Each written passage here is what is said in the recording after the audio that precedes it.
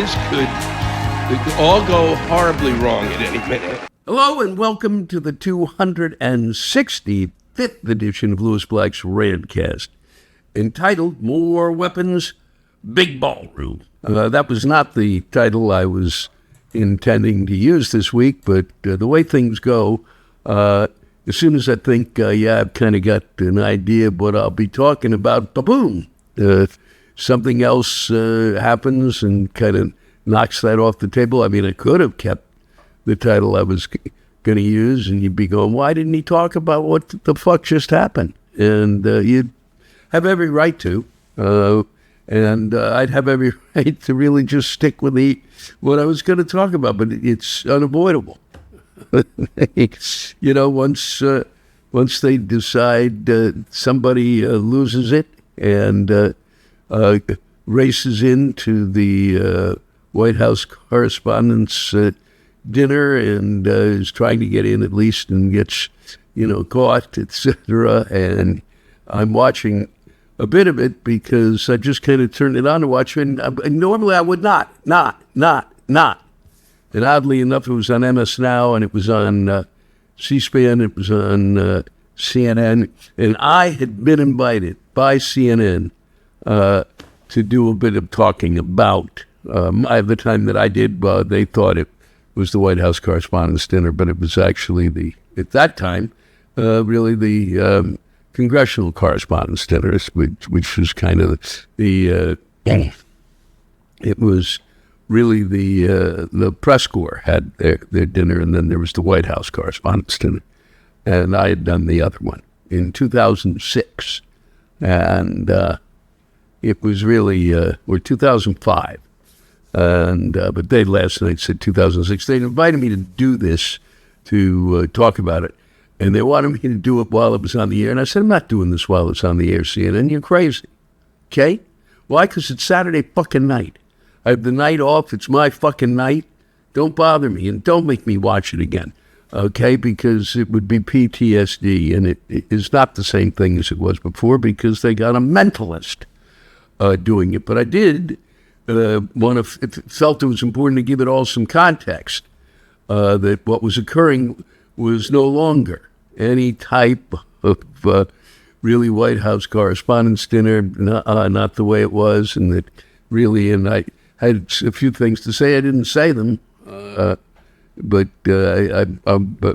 because of the questions asked, et cetera, because it's not the same. Because since you had the mentalist as opposed to the comedian, and the one who was in the room who considered himself probably the finest comedian in the history of government and really the finest comedian ever because of his work on television. Donald Trump, our president, was going to really be the comic relief. As he saw himself, I imagine. So I just wanted to put it all in context. They asked questions, what advice would I give Donald Trump? I said, I have no advice to give him. You kidding me? All right? He's not going to listen to my advice. Why would I give him advice? And then what would I tell the mentalist? I got nothing to tell the mentalist. He's not a comic. And he's lucky he's not a comic. He's in a better position. He's going to do like magic, which is... I've watched it. It's pretty astonishing what he does. And you think, well, it's bullshit, but the ones who he's kind of revealing things to, these are not professional actors. They're news people. They go into shock when he tells them what he knows. And I have to say, it's weird. But it's like magic, and God knows he's figured out a bunch of things, but I don't know how it's just too much. But I thought, wow, much better position than someone who has to make jokes. And I'm trying to explain it to them in a fashion that it was the most, in many ways, one of the most traumatic experiences I ever had in my life as a comic. By far. There was nothing fun about it. Doing it in Washington, D.C., not fun. I mean, as much as I love working at home, doing it in front of really what they consider themselves to be a very wise, very smart, intelligent group of politically savvy Washington writers, correspondents. They live there. They know what's happening. I just stumbling in. What would I know? The level of judgment beyond belief, really. And I have to say, I wasn't on top of my game. I watched it again last night. But partly because I couldn't get on top of my game, because it's literally, you're serving from the back line, and let's say in tennis, and you're serving in the who you're serving to, the audience, make it the person, let's say just the person you're serving to, is standing in front of you holding the racket. So there's no way that you get any flight. The ball has no flight. It comes right back in your face immediately. So there was the setups, everything, just skid, bam, smash, boom. I told them it was John Berman, and I didn't hear her name, and I'm sorry. And I said, well, how come you didn't hear her name? You knew his, because I've seen him way too much, and I'd been told his name before they were going to do this, and I should have just said fucking no, okay? But I'm an idiot, and I thought it needed context. Why I thought it needed context, I don't know. But I said I would do it if we were going to do it as a tape beforehand, so that I was not going to go on live. I didn't want to see it. I didn't want to be there, and I didn't want to give it any credence whatsoever. And I don't. But I told them that part of the problem in the room in terms of comedy is it's got a tall ceiling. Well, they don't understand that. Nobody understands that except the comic. So that even if you're getting the laugh, it goes up in the air and it doesn't come at you. All right? It's an oddly shaped room. It's where my prom was. And it's not built for comedy. And it's built for, dancing and selling auto supplies or whatever the fuck you got to do, or some new idea, or let's get together and have let's get everybody all pumped up for the next year. It's had at least then a rounded ceiling. It was horrible. So, but of course, Mr. Berman had to say, well, many times I thought that my jokes didn't get over because the ceiling was so high, and he looked at me like I was an idiot. And that's why I shouldn't have done it, because they don't understand it. And I just told them that's the problem, because the critical eye of the journalist has nothing to do or any understanding of what a comic does. And that's who you're being criticized by. So the whole thing was, by the end of the interview, I just thought, I've wasted my time and my energy and my effort, and we were supposed to do it at 7. Now the evening's floating away anyway. I really don't have it off anymore. And now I'm kind of suckered into I wonder what it's going to be like now. And so I went away for a while and tried to set up my dinner, getting what I was going to have, brought over to eat, and then flipped it on, and boom, shots had been fired, and the news trickled in very, very slowly, and I flipped back and forth between the ones covering it and what they had to say about it, and everybody had something to say about it. But then again, what do I know? Maybe it was staged. I'm going to take a little sip here.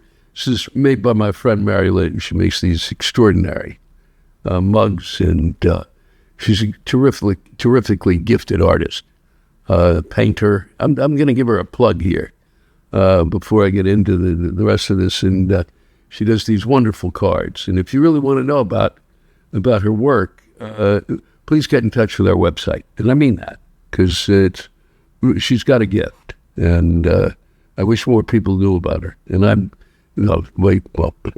hopefully you'll check in and go, wow, that really is a good sign. And it is. I believe this represents Virgo, my sign, I believe.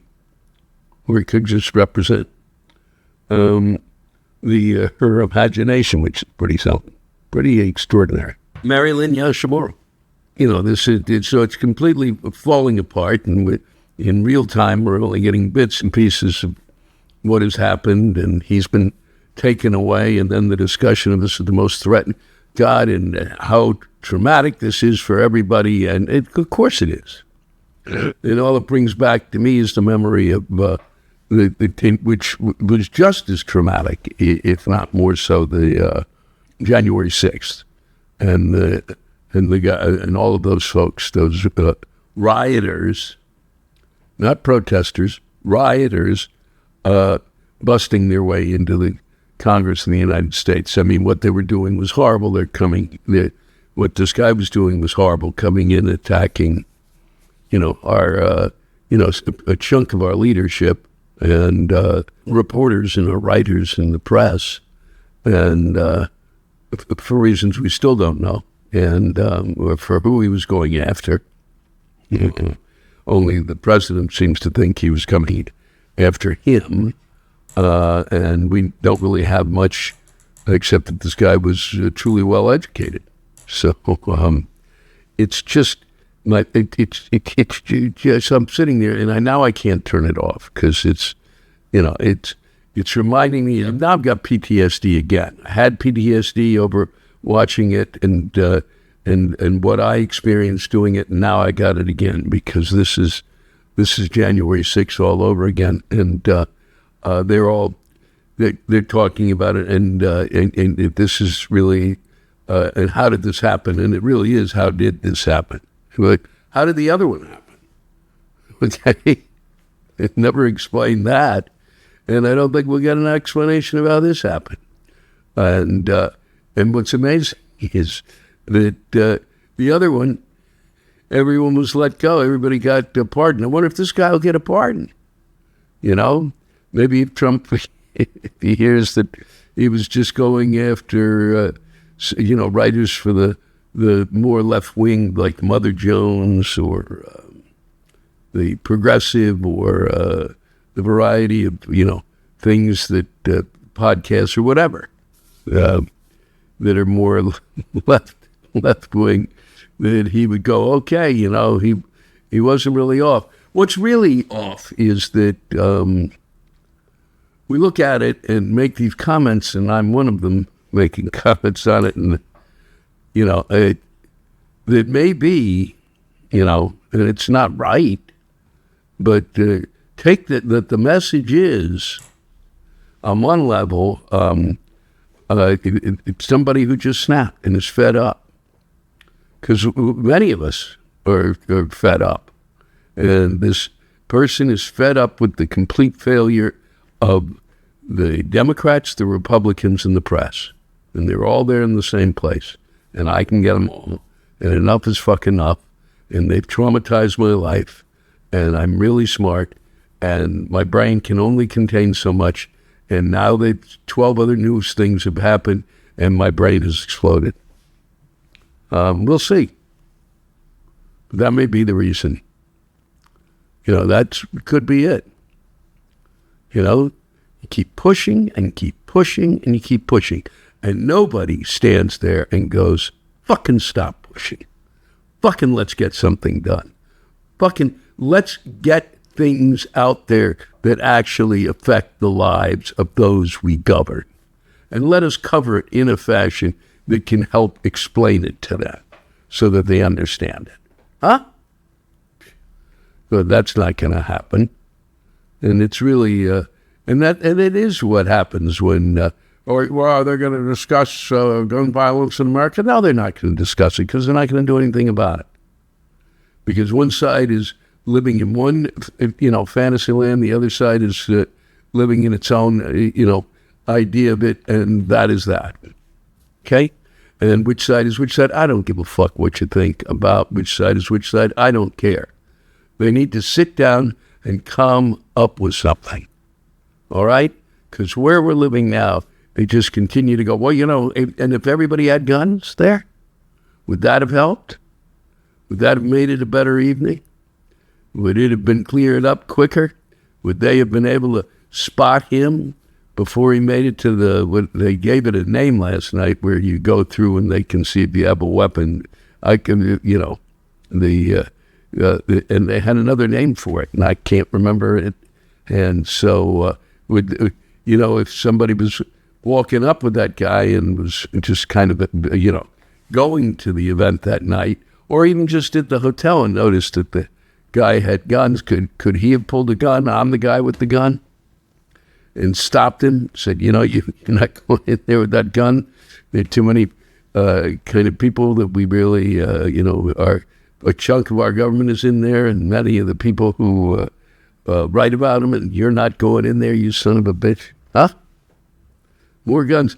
And then his response is that he really believes that this shows why we should have a ballroom, which I would really believe is true if he had mentioned that as the reason of building it before. But we all know, and I don't care.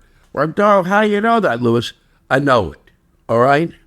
I'm kind of savvy this way. That the reason he was building the ballroom was to leave his mark on that White House. That's why. Okay? I'm putting. Did you notice the security thing underneath it? That came later, as a part of his idea. Because he kept having to come up with shit that would make fucking sense. All right? Because nobody agreed. Okay? And they don't need that. We don't, and it's just true, we don't have tons of events in Washington in which the size of the crowd that showed up at the Hilton would show up. Doesn't happen. Where you've got that much of the leadership, that many people, of what one would call power showing up. There's no reason for there to be a big giant ballroom right next to the White House. A ballroom that's bigger than the White House. Please give me a break. What's the reason we need this? I am so tired. I would rather listen to a duck quack. Okay? Well, why? What's your response to this? Quack, quack, quack, quack, quack, quack. Okay? This kind of violence has got to stop. Yeah, it does. And you don't do it by yelling and screaming yourself at your enemies. And your enemies don't do it by yelling and screaming at you. You sit down with them and you act like a civil fucking human being. And that's the table we have to return to, like it or fucking not. Son of a bitch. It's just too much. And there's this up that a Sunday paper came in, and it was, this is just a headline. This is all you need to know. The Trump effect on men's looks. That's all you need to know. Yep, that's it. That's it. That's the punchline. And he's really affected the way their looks, huh? There's somebody, you look at Trump, you go, wow, boy, I really want to look like him. Okay. So, got a few things to read to you, then we're wrapping, because enough's fucking enough. For starters, a Nebraska motorist is suing the family of a jogger he struck and killed, claiming the accident left him with PTSD. I even as reading it, my brain just wraps around itself like a Mobius strip and starts to choke off whatever gray matter I brought to the table. The Nebraska motorist is suing the family of a jogger he struck and killed. So the driver is suing the family of the man who, I think it's a man, who was killed by his car because he was driving it. Gavin Mass was never charged in the 2025 death of Anthony Miller, which police blamed on poor lighting, rain, and the victim's dark clothing. So that's it. So you got off of it, and now you claim to have PTSD, and what you want to do is to make the family feel PTSD. That's what you're doing. It's been asking for money. He said he has been hospitalized numerous times for trauma. How many times do you think the family has been? Huh? Really? and he's seeking $50,000 from Miller's estate for medical expenses and lost income. Seriously. Too much. Too fucking much. More than I can even How does that happen? How does the lawyer take that case? Huh? The fuck's the matter with us? The new biography of Robert Kennedy Jr. revealed that the current health secretary, while driving down the highway with his wife and kids in 2001, pulled over his minivan so he could slice off the genitals of a road-killed raccoon. My kids waited patiently in the car, Kennedy wrote in his diary. Why does he share this stuff? Why is this stuff shared? Why is it shared? Huh? Why? How does this stuff come in? He, driving down the highway with his wife and kids, pulled over his minivan so he could slice off the genital. What? For what? Was he going to make a necklace? I don't even know. I mean, at what point, how much more information do we need? That we kind of go, I don't know if I want him in charge of my health. But finally, and this is splendid, especially as, we were almost out of the war, it appeared, and they were coming to an agreement, but then now we're back in it again because he was sending Witkoff, a man who's never really done anything in terms of negotiations, and Jared Kushner, and he's not going to send them over for peace talks because it's too far. It's 18 hours, it shouldn't have to go that far. Besides, I got to dress up and show these other guys how to dress for the big ball that we're going to have, the big correspondence dinner. So he's and then he whatever he will say tomorrow, and then the day after tomorrow, and the day after tomorrow, and ad infinitum. So President Trump told CNBC that I would have won Vietnam very quickly. If he'd had the chance, he would have won it. Yeah? He's using the same strategy, just blow the shit out of them, and that'll be that. The draft-eligible Trump, and this is what makes it so fucking ironic, because this punchline, was unfortunately unable to serve in the 20-year war due to 4 educational deferments and a medical deferment for bone spurs. But he could have stopped that war, given the chance. Yeah. Yep, I would have won, not even stopped the war, I would have won it very quickly. No learning, nothing. My generation. Not a goddamn thing. You watched it on TV and you saw what happened, you fucking idiot. And you're watching it in real time now. And the one you put us in. So stupid. So fucking stupid. Redefined stupid. And nobody stops it. Nobody. But, I'm going to be heading out this week. I'm coming your way, Mystic Lake. I'll be just outside of Minneapolis at the Mystic Lake Casino. I look forward to coming back there. I played there initially, first time, was the opening act for Gladys Knight. And I've always enjoyed going back there, and love Minneapolis now more than ever after what they've done over the past year. Took a lot of courage. They're the ones who basically said, that's it. Enough's enough. Took a state, took a city, to do it in the middle of the tundra. To basically go, nope, can't cross that line. So I'll be there. If you wish, send in some rants if you live around there. If you're coming to the casino, send them in. And I will be reading them that night. And I look forward to seeing you all. Thanks again to all of you who sent in rants. It's deeply appreciated. And it's been a joy to read them. And there's some of them you'll really, I hope as always, will enjoy. And that we will march on. And maybe they'll come to an agreement about guns this week. Yeah, maybe. Take care of yourselves, okay? And each other. And as always, it's been a privilege and a pleasure to have this time with you and to read those rants. Thank you. From Christopher Johnson, who sends in a constant barrage of rants and anger, I will share this with you.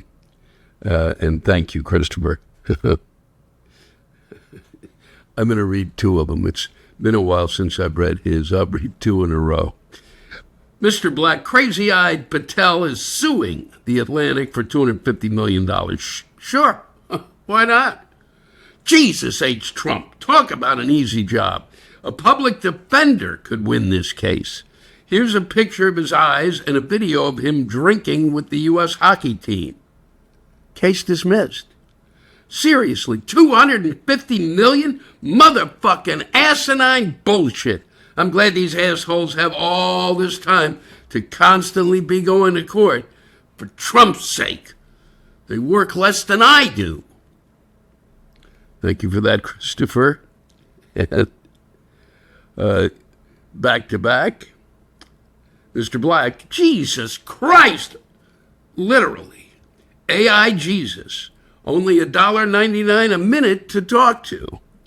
Damn, that's almost $120 an hour.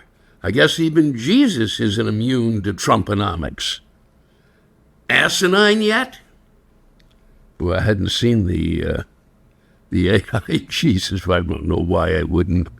I just thought of it and been able to, realize it was probably happening. So thank you, Christopher, for giving me a heads up. God. And I'm sure they're using it. I'm sure somebody's making some money somewhere, Christopher. Thank you for those. I really enjoyed that AI Jesus. All right. This applies not only to this administration, but it just applies to our government. I appreciate this, Glenn. I know I shouldn't really talk before I read it, but fuck. I've thought this for quite a while.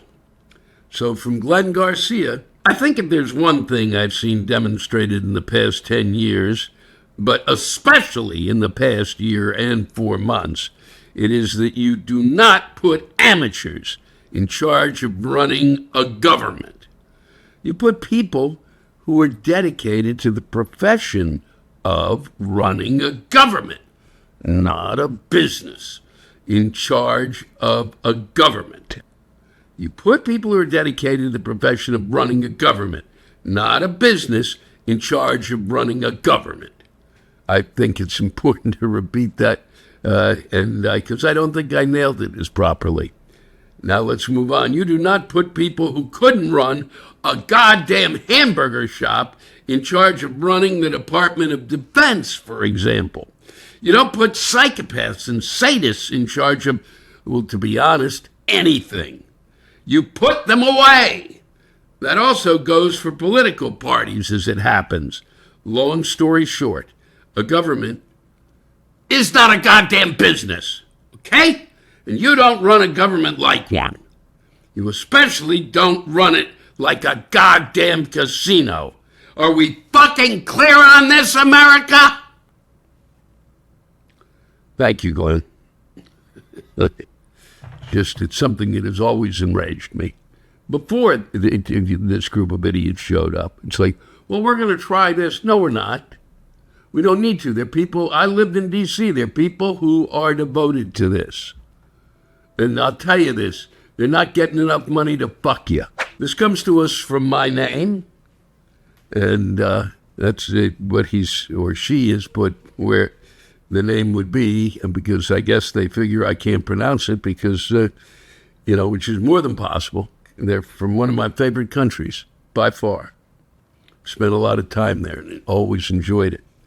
All righty, here we roll. Hey, Louis, I'm from the Netherlands, and here the old man Rant is a traditional art form people take pride in. It's called mapperen, veteran, or kankeren, and everybody, young and old, foreign and domestic, likes to take part now and then, apart from a few smiley, upbeat cunts who think everything is just fine. Which it is not. So, here's my suggestion. Please, would you rant a bit about this new omnipresent confectionery known as Dubai chocolate? Dubai, as such, already is a pretentious shithole in its own league. But that's not the point. It would be fine if Emirate fossil fuel billionaire cunts would stick to whatever it is they like to do in their glitzy skyscrapers and leave everybody the fuck alone. But now they've come up with their own chocolate, and it's suddenly everywhere. Why, would one ask? Indeed. Why? Chocolate and nuts? Genius. Who could think about such an unconventional combo?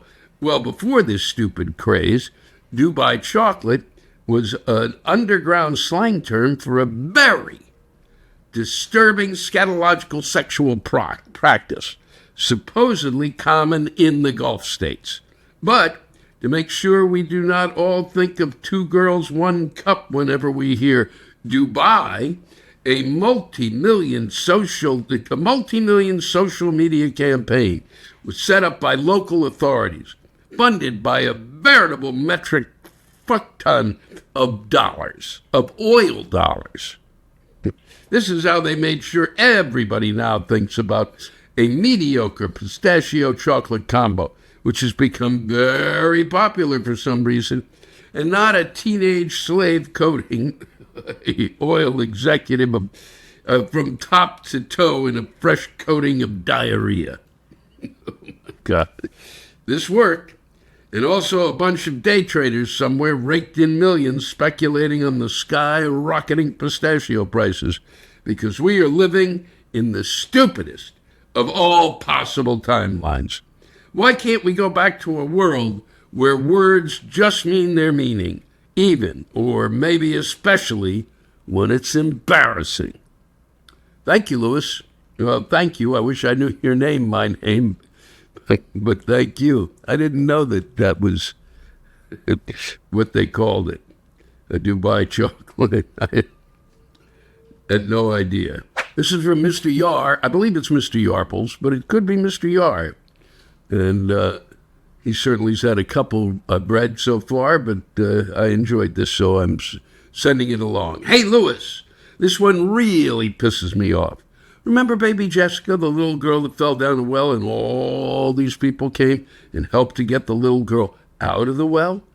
Well, now I see in the news baby Jessica was arrested for domestic violence. I don't know.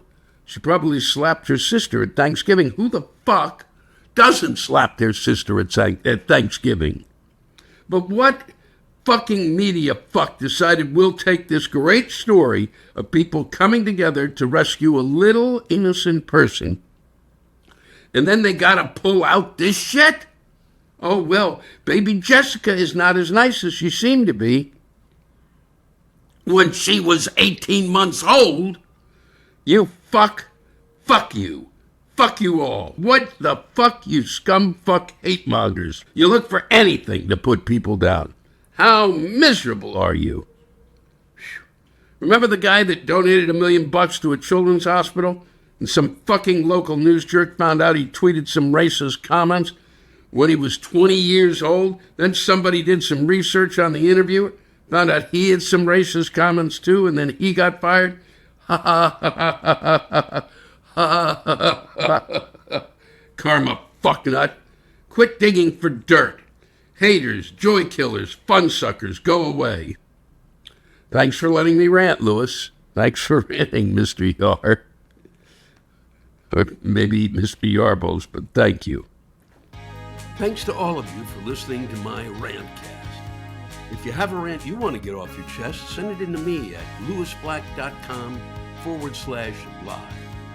You can think of it as therapy, or whatever you want to think of it as. Just let it rip. And I want to thank the true stars of our show, the ranters, and the splendid rants they gave us. Louis Black's Rantcast was created and hosted by me. Aha, Louis Black. Our live rant audio was produced by James Salter. Our Theme song by Chris Lane. Executive producer, Ben Brewer. Executive producers, Matt Kleinschmidt and Robert Kelly.